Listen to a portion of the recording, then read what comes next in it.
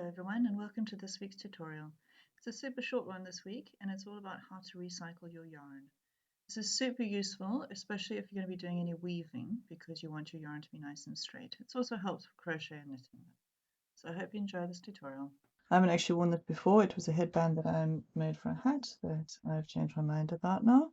So I'm going to undo the wool to reuse it. So first, if you want a bottle, get ideally one that doesn't have any any bits of the label left or any of the glue. If you do have any sticky residue left out from the label after you've removed it, then put some peanut butter over the glue. Leave it for about half an hour, and then wipe it off and wash it with dishwashing liquid, and you'll see the glue comes off quite easily. Or you could also use coconut oil if you don't have peanut butter. Okay, so as you're unraveling, you'll see that your wool is going to have all these little kinks in it, which makes it slightly difficult to work with. So I just want to show you how to steam it straight again. So we're going to wrap it around our bottle. So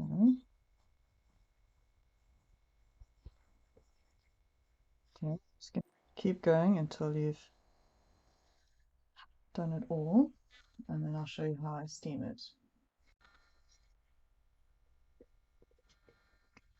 Okay, so unraveled, or pulled out all my stitches. Just wrap around and just do that. Leave it on the side so you can find that again after. And then we're going to go through to the kitchen to show you how I steam it in a kettle.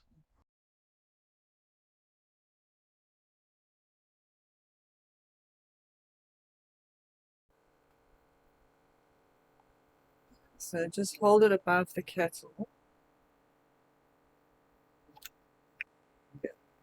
Steam.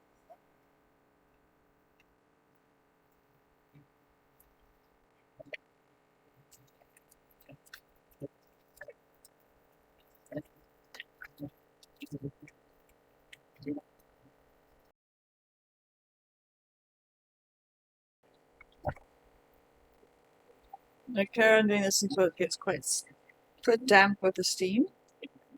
Not sopping, but yeah. That's that your wool is damp to the touch.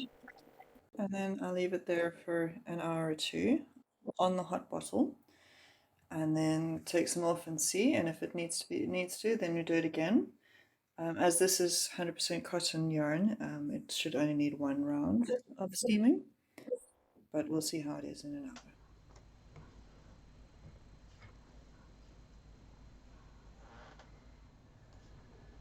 Right, so you can see just how lovely and straight it is now after being steamed and allowed to dry.